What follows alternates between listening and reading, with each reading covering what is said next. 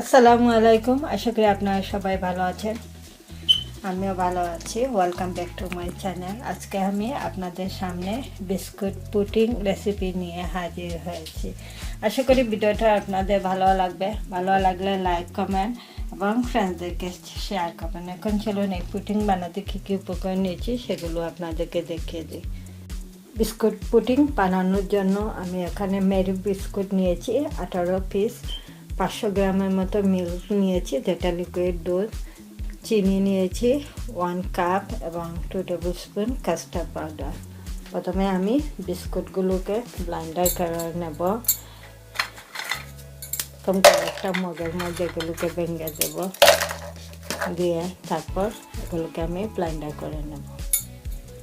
বিস্কুটগুলো ব্লেন্ডার করা হয়ে গেছে। এখন আমি প্রথমে কাস্টার্ড পাউডারটা গুলিয়ে নেব।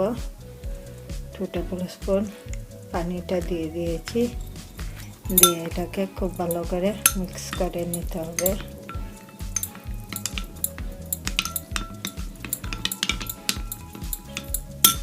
এখন চুলায় প্রথমে ক্যারামেলটা তৈরি করে নেব। 2 টেবিল স্পুন চিনিটা দিয়ে দিয়েছি, দিয়ে এটাতে 2 টেবিল স্পুন পানি দিয়ে দিচ্ছি। প্রথমে চিনিটা গুলিয়ে নেব। চিনির ক্যারামেলটা তৈরি হচ্ছে, এখনো ব্রাউন হয় নাই। ব্রাউন হওয়ার আগ পর্যন্ত আমি অপেক্ষা করব। চিনিটা ব্রাউন হয়ে গেছে, এখন আমি চুলা থেকে নামিয়ে এটা রেখে দেবো ঠান্ডা হওয়ার জন্য।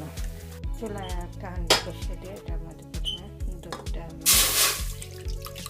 ফুটিয়ে নিচ্ছি।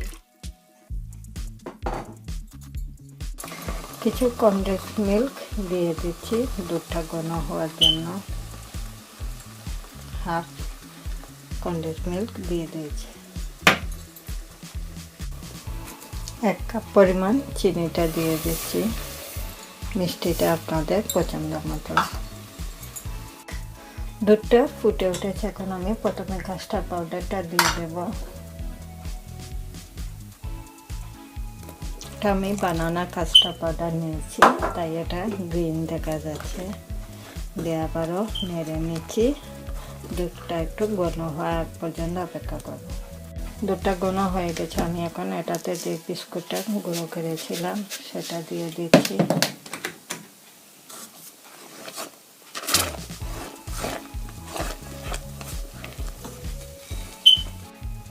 পুডিংয়ের মিল্কটা রেডি হয়ে গেছে। এখন আমি যেটাতে পুডিং বসাবো সেটাতে গুলো ঢেলে নিই। পুডিংটা আমি একটা প্যানের মধ্যে ঢেলে নিয়েছি এবং বড় একটা প্যানে পানি দিয়ে এটা বসিয়ে দিয়েছি। এখন উপরে ফয়েল পেপারটা দিয়ে দেব। পুডিংটা বসিয়ে দিয়েছি, এখন আমি পুরোপুরিভাবে হওয়ার আগ পর্যন্ত অপেক্ষা করব এবং প্যানে পানিটা ফুরে গেলে একটু পর এটাতে পানি দিয়ে দেব। ফিরে আসলাম 1 ঘন্টা পর। আমার যেহেতু কারেন্টের চুলা তাই একটু সময় লেগেছে, এখন আমি এটা ঠান্ডা হওয়ার জন্য অপেক্ষা করব চুলা থেকে নামিয়ে। ফিরে আসলাম 1 ঘন্টা পর ফ্রিজ থেকে ঠান্ডা হওয়ার পর। আমি এখন এটা বের করে নিচ্ছি। এখন একটা প্লেটের মধ্যে এটা ঢেলে নেব। একটা প্লেটের মধ্যে এটা আমি উল্টে নিয়েছি, দেখুন কীরকম হয়েছে। খুবই মজাদার ডেজার্ট রেসিপি, যেটা বিস্কুট পুডিং রেসিপিটা তৈরি হয়ে গেছে। আমি কোন প্রকার ডিম ছাড়া আজকে এই পুডিংটা বানিয়েছি। আপনারা চাইলে আমার ইউটিউব রেসিপিতে এগ পুডিং রেসিপিও আছে, সেটাও চাইলে দেখতে পারেন। খুবই মজাদার। যারা ডেজার্ট খেতে পছন্দ করেন আশা করি তাদের আমার ভিডিওটা ভালো লাগবে। ভালো লাগলে লাইক, কমেন্ট এবং ফ্রেন্ডসদেরকে শেয়ার করবেন। আমি পুডিংটা কেটে আপনাদেরকে দেখিয়ে দিচ্ছি কীরকম হয়েছে।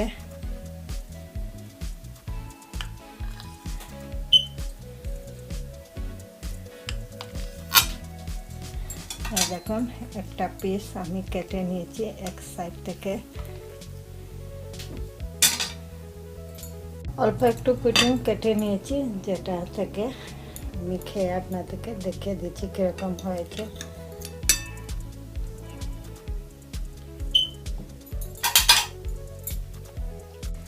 খুবই মজাদার ডেজার্ট রেসিপি। সবাই আমার রেসিপি ফলো করে বাসায় একবার বানিয়ে ট্রাই করবেন, যেটা কাস্টার্ড পুডিং বিস্কুট দিয়ে বানিয়েছি। আশা করি সবাই আমার ভিডিওটা ভালো লেগেছে। ভালো লাগলে লাইক, কমেন্ট এবং ফ্রেন্ডদেরকে শেয়ার করবেন। সেই পর্যন্ত সবাই ভালো থাকেন, সুস্থ থাকেন। ইনশাল্লাহ আবারও নতুন কোনো রেসিপি নিয়ে আমি আপনাদের সামনে হাজির হব। আল্লাহ হাফেজ।